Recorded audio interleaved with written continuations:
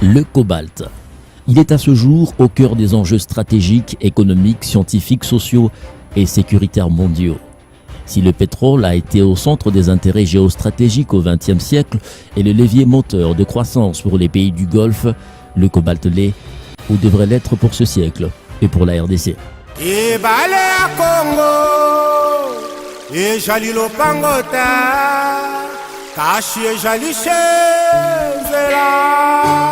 Le sort de la RDC se joue-t-il seulement à l'extérieur? Non, pas du tout, même à l'interne. L'exploitation rationnelle de nos ressources minières a pour vocation de jouer un rôle important dans le développement de notre pays. Le monde entier a besoin du cobalt, mais c'est la RDC qui en produit en grande quantité à ce jour. Et c'est spécialement Kolwezi, chef-lieu de la province du Lualaba, on pourrait dire chef-lieu de l'exploitation minière en RDC et ses environs, qui en détiennent les plus grands gisements et réserves de ce métal rare. La découverte des gisements dans des quartiers résidentiels suscitant ainsi des problèmes de délocalisation et relocalisation. Nous étions à Kolwezi, nous ne savons pas que Kassoulou allait vivre ce qu'on est en train de vivre. Qui dit demain où, là où nous sommes ici, on risque de nous délocaliser. Il convient de noter également que l'exploitation minière artisanale devient une arène de refuge pour beaucoup de jeunes gens venus de partout, surtout des provinces voisines du Lualaba, où le diamant est devenu difficile à trouver, à faible superficie.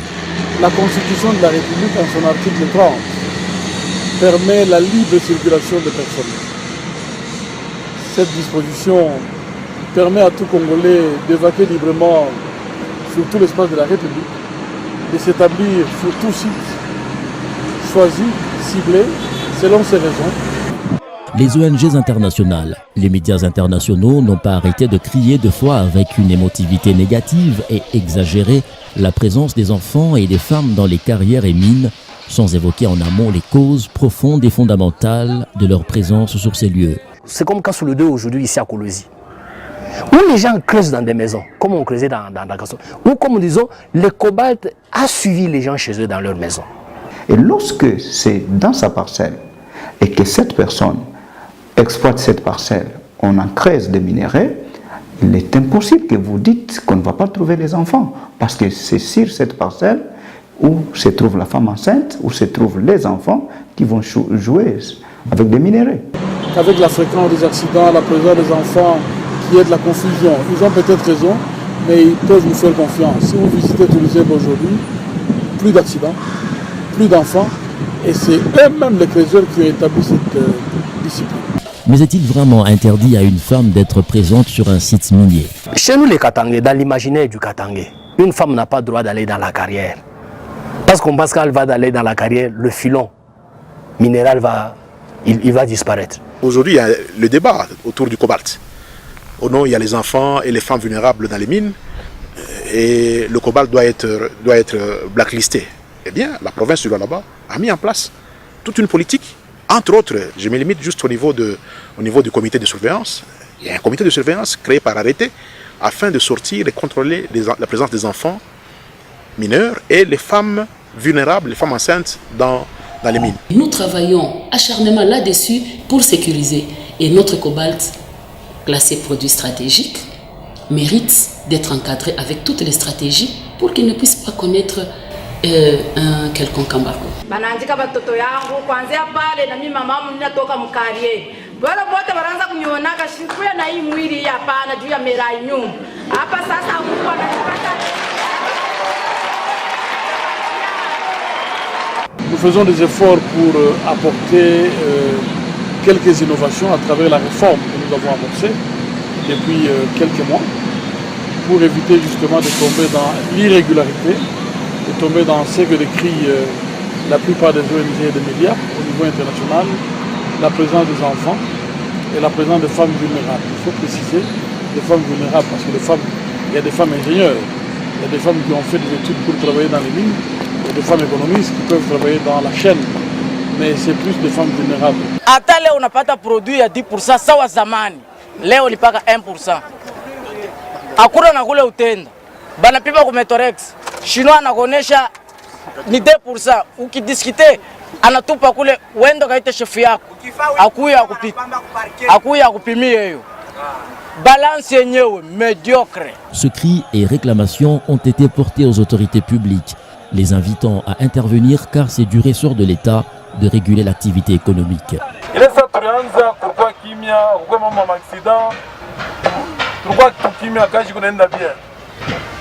Mais pourquoi mon problème? Il y a balance, il y a teneur, il y a découverture. Na mambo ya découverture. Shiba nyewe mbele njo ba géologue banene. Pale tulivumulaka Kasulu haina leta. Leo yeye anakuya leta atulete ule géologue. Ule géologue angaria shit iko hapa sasa ya production. C'est suite ya géographie kwa kutulanda au découverture kwa labisha manjimu. Je le constate, ce n'est pas de la magie, je le constate et je voudrais rendre justice aux investisseurs, propriétaires des concessions privées qui ont accepté de fermer l'œil et de laisser faire en attendant que nous puissions trouver des solutions durables.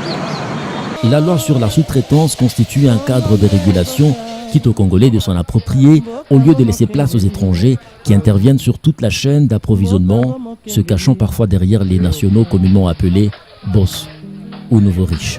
Vous n'avez qu'à voir sur la route Likasi, disons Kolwezi-Likasi, il y a plein de dépôts. Et même la classe des négociants tend à disparaître. Il y a les créateurs qui vont vendre directement. Qui est négociant aujourd'hui? C'est un Chinois, mais ce n'est pas dans notre code minier. Le Chinois ne peut pas être un négociant. Pourquoi Dupuis c'est un Chinois qui achète les minéraux et c'est le Chinois qui les vend à un autre Chinois? Toujours ici à Kolwezi. Est-ce que les Congolais ont-ils d'argent? S'ils n'ont pas d'argent, que les banques qui existent au Congo donnent des crédits aux Congolais. Souvent dans ce pays, il y a les lois qu'on n'applique pas. Le gouvernement doit appliquer les lois. Sinon, quoi c'est-il de voter une loi, édicter une loi, proposer une loi au Parlement, la loi est votée, et puis après on l'édicte, on la publie sans l'appliquer. Aujourd'hui, il y a une commission mixte, Parlement et gouvernement provincial, qui descendra dans les différentes entreprises minières afin de voir qui sont sous-traitants, est-ce que les contrats sont bien passés et prendre des sanctions. Ils n'ont pas choisi d'être creuseurs. Ils sont pour la plupart creuseurs par nécessité. Et même ceux qui ont choisi d'être creuseurs, ils ont besoin d'être encadrés. C'est ça le rôle du dirigeant. Et au là-bas, nous sommes conscients de cette responsabilité et nous tenons à réussir. Et les utilisateurs finaux dans tout cela?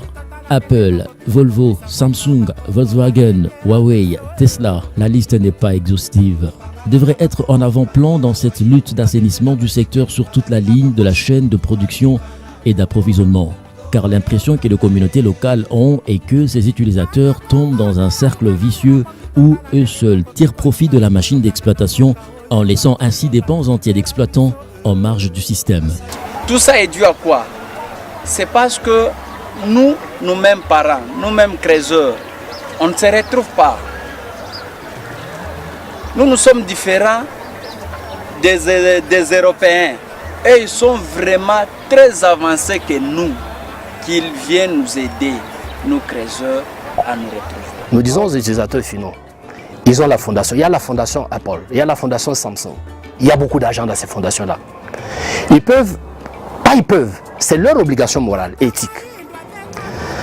Ils gagnent de l'argent grâce aux gadgets qu'ils sont en train de fabriquer avec le cobalt de la RDC. Leur fondation doit cesser de bénéficier aux enfants de chez eux, qui ne sont pas les producteurs primaires des minéraux qu'ils utilisent. Les producteurs primaires ou les premiers producteurs sont les enfants du Lualaba, les enfants de Kolwezi, les enfants de Kisanfu, les enfants de Rouachi, les enfants de Kinsevere. Au-delà de tout ceci, la traçabilité est à ce jour réclamée par certaines institutions, tant nationales qu'internationales, comme ce fut le cas de l'or, du coltan, bref, de 3T. Il y a de l'agitation autour du cobalt, autant qu'il y en avait autour du coltan. Quand il y a eu même du coltan, il y a eu de l'agitation. On a inventé des mécanismes. On a dit qu'il faut tracer.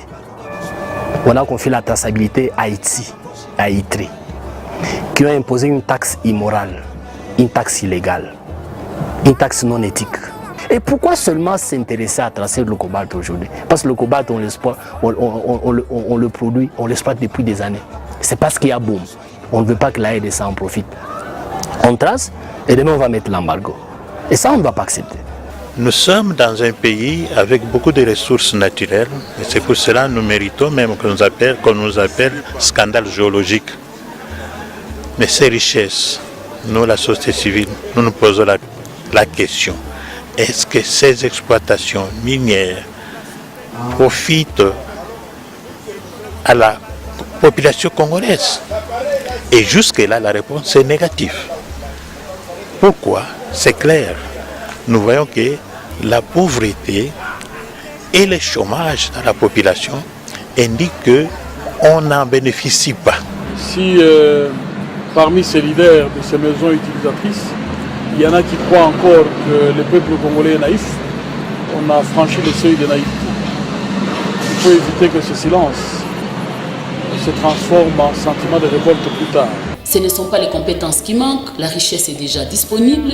Maintenant, nous devons travailler sur notre mentalité, travailler sur notre façon de faire, de voir les choses, travailler sur notre perception. Nous sommes dans un pays, nous avons connu la dictature, l'inversion des valeurs. Et aujourd'hui, les défis pour les hommes politiques sont énormes. Énormes. Au même moment que matériellement nous reconstruisons, au même moment il faut que la mentalité change pour que ça s'adapte aux réalités, pour que les communautés accompagnent l'effort de développement, les actions encadrées et suscitées par les acteurs politiques. Il faut faire les deux. Ça prend du temps. Ainsi, le gouvernement provincial s'est-il engagé à transformer progressivement les visages des infrastructures, des bases et le quotidien de ses compatriotes.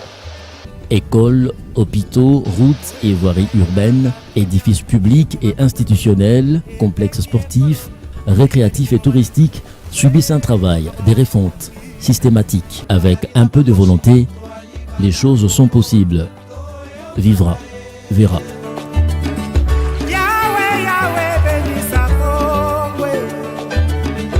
Yahweh, Yahweh, batela bana Congo.